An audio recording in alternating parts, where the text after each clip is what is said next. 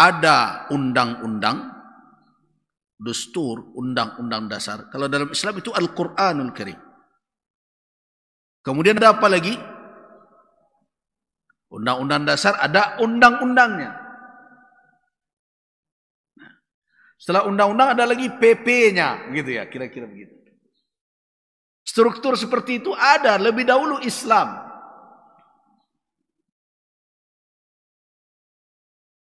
Islam melihat Al-Quran sebagai undang-undang dasar. Tidak boleh keluar dari itu. Dan sunnah mustahil keluar dari petunjuk Al-Quran.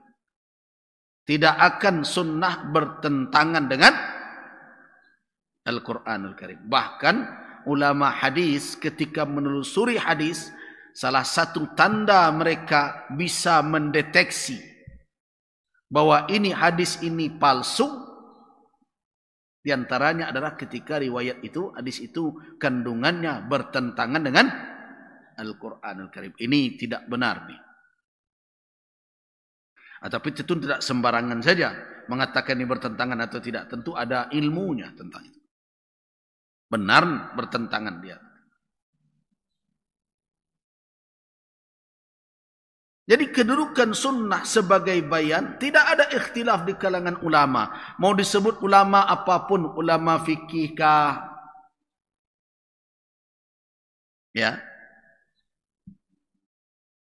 Itu yang harus kita ketahui itu. Supaya jangan kita menjadi ego kelompok. Seolah-olah guru kita saja yang paham sunnah gitu ya.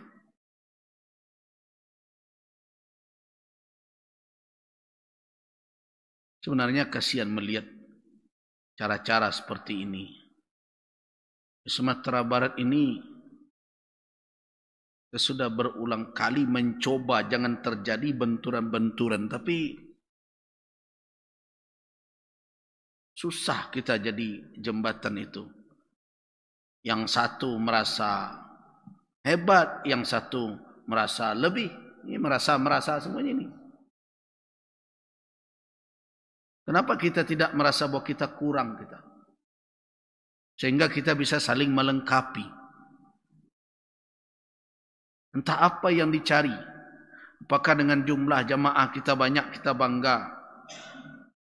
Semenjak dahulu tidak ada fikiran seperti itu. Seralah mau banyak, tidak banyak. Mengaji 3 orang saya sini datang juga saya sudah.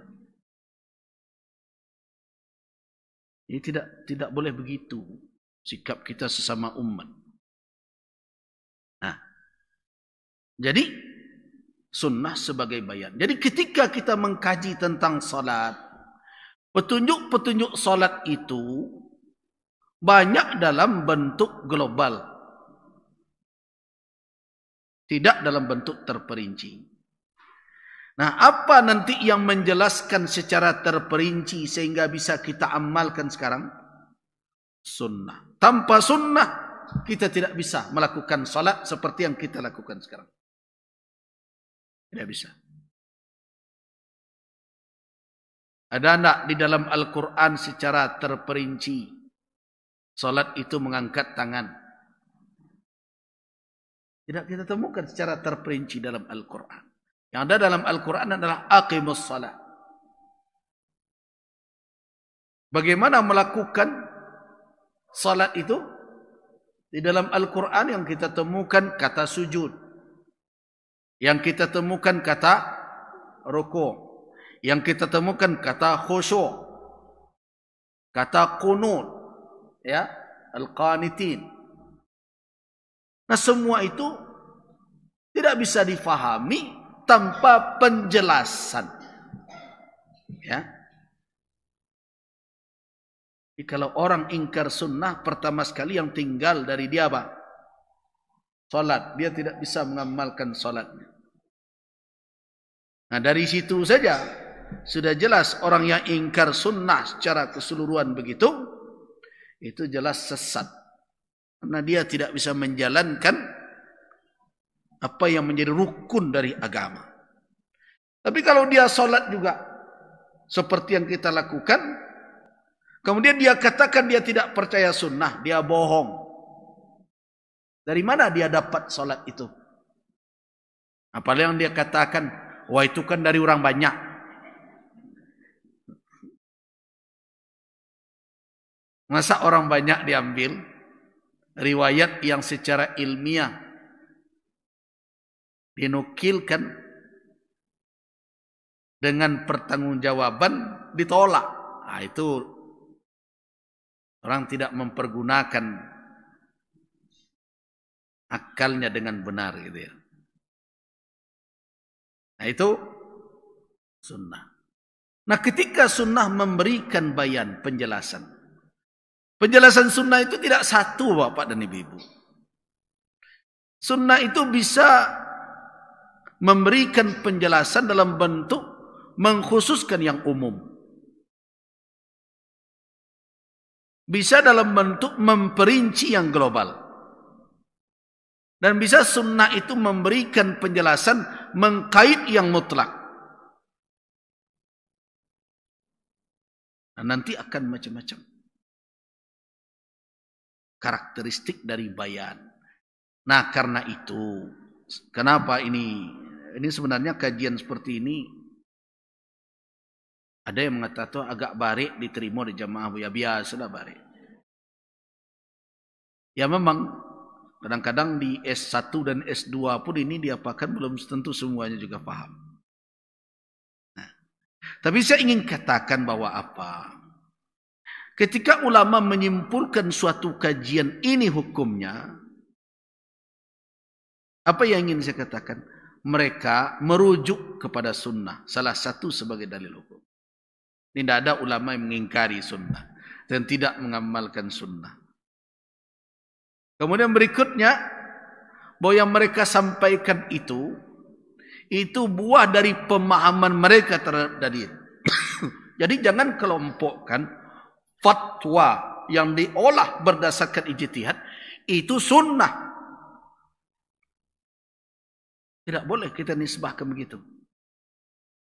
Jadi kalau fikih itu fikih mazhab Syafi'iyah, fikih. Namanya saja fikih. Tidak ada ulama dulu mengatakan ini sunnah. Ya.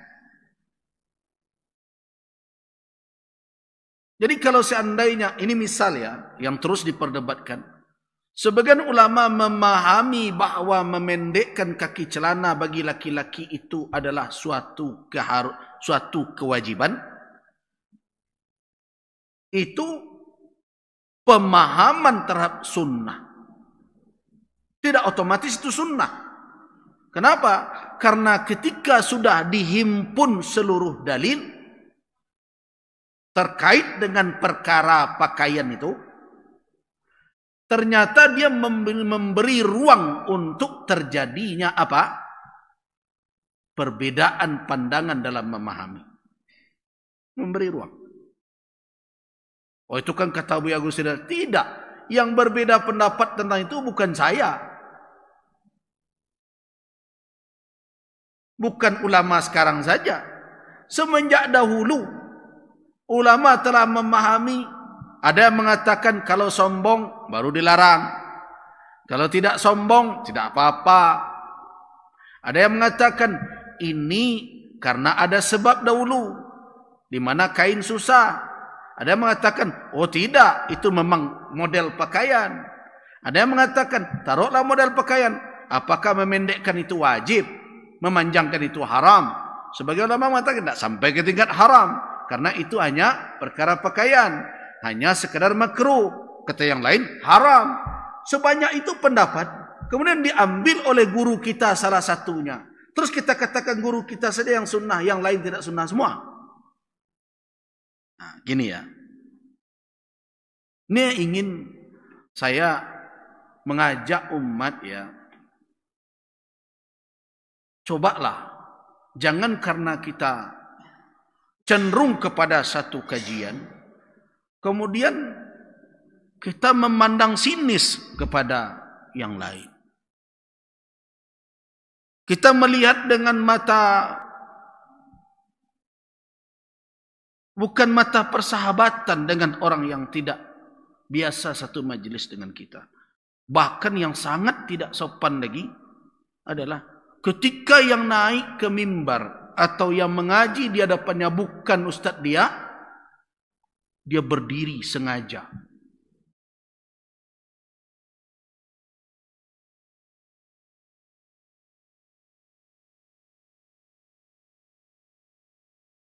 Jadi kenapa ini saya katakan sudah banyak keluhan-keluhan para dai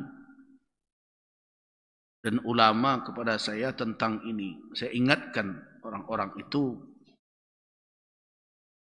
berbuatlah apa yang membuat tenang jiwa kita, tetapi tolong sunnah itu yang pertama sekali diajarkan oleh Nabi kepada kita adalah akhlak.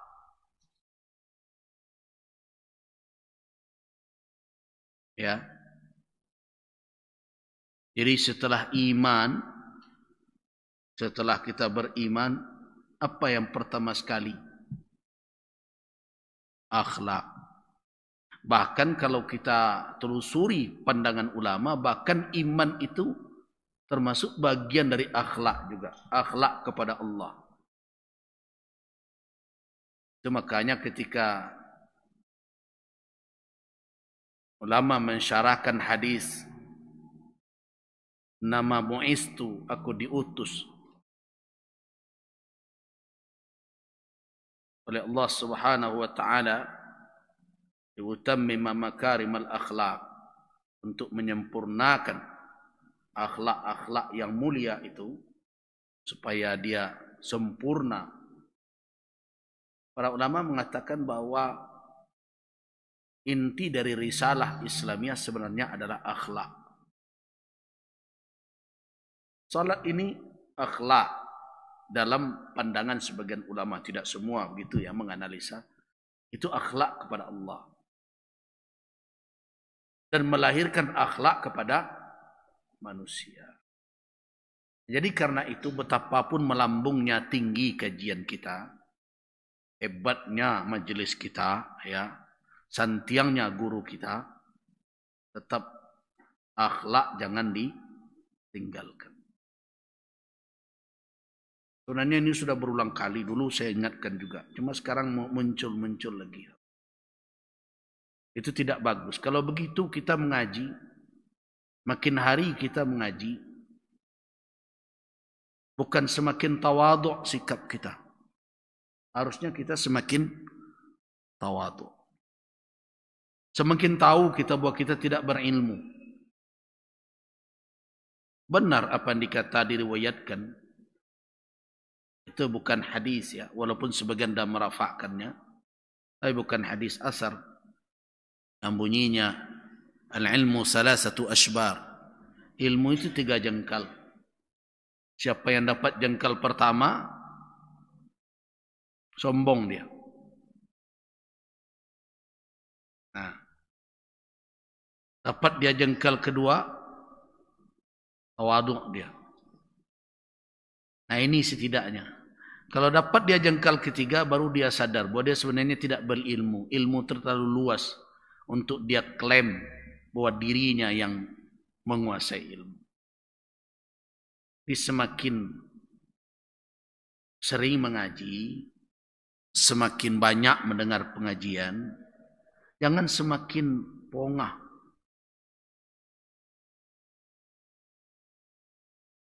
Ya. Sadarilah bahwa secara keseluruhan manusia yang dikuasai oleh manusia ini ilmu sedikit. Secara keseluruhan ya. Wa ma utitum. Kalau utitum, kamu sekalian tidak diberikan ilmu melainkan hanya qalila saja. Secara global keseluruhan. Apalagi kita perorangan. Dari yang sedikit itu kita dapat entah seberapa.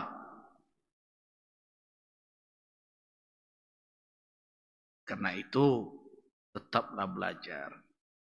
Tidak usah terlalu cemas. Kadang-kadang kan ada pula guru terlalu cemas. Kalau mengaji dengan yang lain, kemudian rusak pula. Tidak ada begitu. Tidak semuanya seperti itu. Mudah-mudahan mereka semakin terang apa yang mereka pilih di dalam hidup. Itu yang kita harapkan. Nah, kita lanjutkan. Jadi tentang sunnah tadi. Nah, ketika kita berbicara tentang salat, kita tahu bahwa salat telah diturunkan sebelum Nabi hijrah.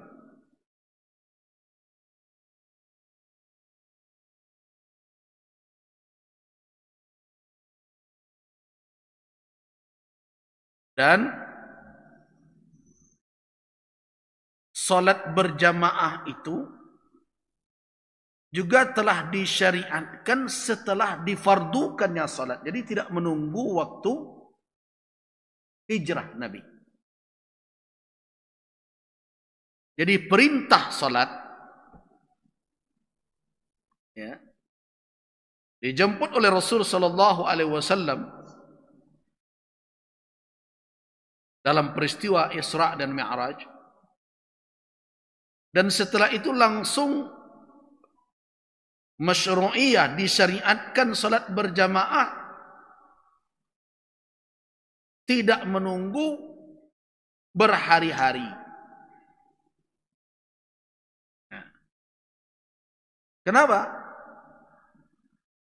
Karena setelah malamnya Rasulullah sallallahu alaihi wasallam menerima perintah salat,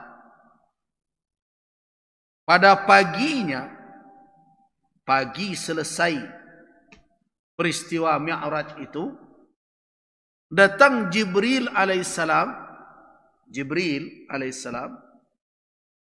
menunjukkan cara salat kepada Nabi dengan berjamaah langsung.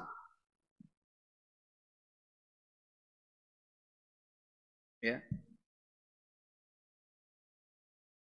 Jadi karena itu salat, fardu salat dengan pelaksanaan salat berjamaah,